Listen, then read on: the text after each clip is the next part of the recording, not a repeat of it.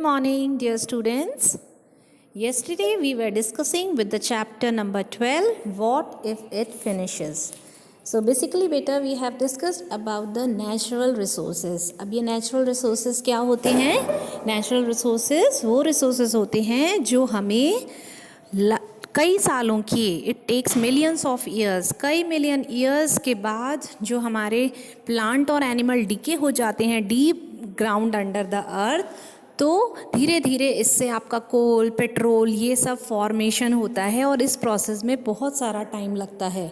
अब ये जो नेचुरल रिसोर्सेज हैं इनको हम कहाँ यूज़ करते हैं? जैसे आपका कोल है तो कोल को खाना पकाने में यूज़ किया जाता है, अभी भी गाँव के बहुत सारे लोग यूज़ करते हैं।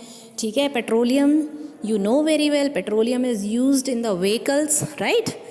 तो ये नेचुरल रिसोर्सेज जो मनुष्य के लिए इतने कीमती हैं, इनका जो बनना है टेक्स अ लॉन्ग पीरियड।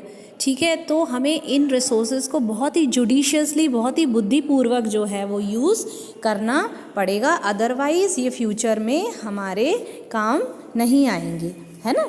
तो कल उम्मीद करती हूँ आपने ये चैप्टर को रीड किया होगा। ठीक है, मेरा वीडियो कल आपने देखा होगा, उसको समझ आया होगा आपको।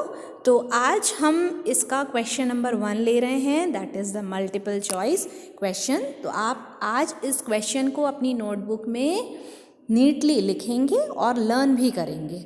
So let's start with the question number 1। First part, which of the following fuels give least smoke?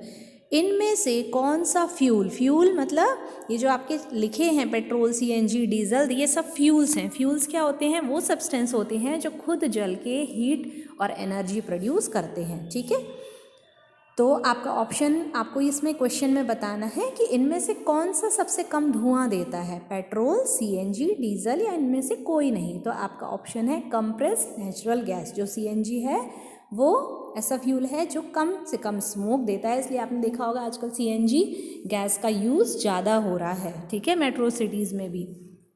Then second, to clean oil found deep down in the earth it is sent to clean oil. अब oil किसकी बात हो रही है? Oil means the petroleum. ठीक है, petrol को oil भी कहते हैं, डीजल को ऑयल भी कहते हैं। आपने सुना होगा मिट्टी का तेल बोलते हैं, है ना, या कहते हैं गाड़ी में तेल डलवाना है, पेट्रोल की जगह बोलते हैं ना गाड़ी में तेल डलवाना, तो पेट्रोल को, पेट्रोलियम को हम तेल भी कहते हैं, है ना।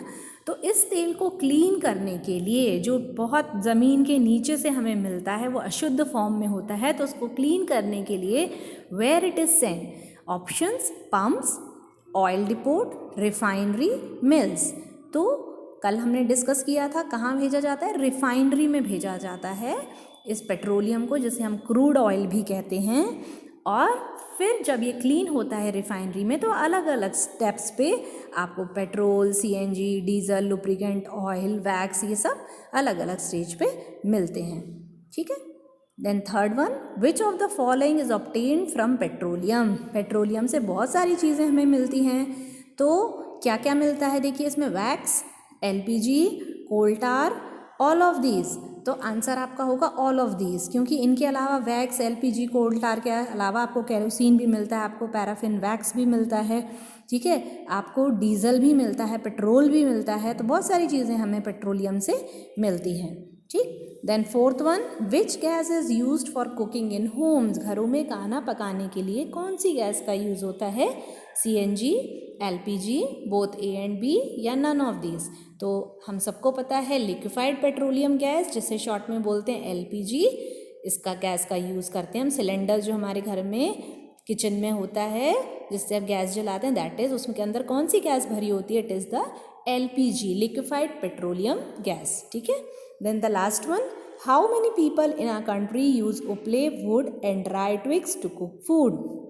ये कल भी जब मैं समरी समझा रही थी, इसमें मैंने आपको बताया था कि अभी भी गाँव में बहुत सारे लोग जो हैं अभी भी लकड़ी का, है ना, उपलों का, ड्राई ट्विग्स का यूज़ करते हैं खाना पकाने के लिए। तो इसमें आपको बताना है कितने लोग, हाफ ऑफ द पीपल ऐसा करते हैं, 1/4 of the people, 2/3 of the people, या ऑल द पीपल? तो इसमें हमारा आंसर है 2/3 ऑफ द पीपल, मतलब अच्छी खासी संख्या में लोग अभी भी गांव में उपले वुड और ड्राई ट्विग्स का यूज़ करते हैं फॉर कुकिंग देयर फूड.